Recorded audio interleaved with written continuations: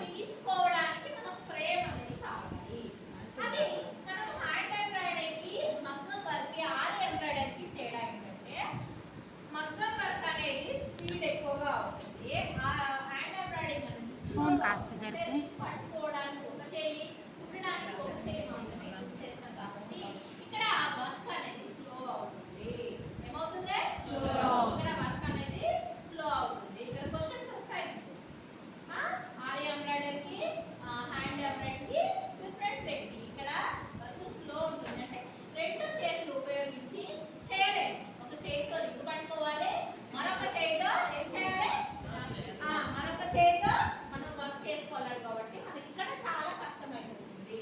తర్వాత ఎప్పుడైతే మనము ఆరి ఎంబ్రాయిడరీ అంటే మనం మగ్గం వర్క్ అయితే వస్తామో ఇక్కడ మనకు క్లాత్ బిగించుకోవడానికి ఫ్రేమ్స్ అయితే ఇచ్చారు.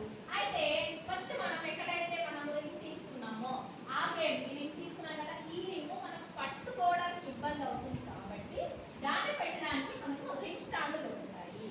అంటే రింగ్ స్టాండ్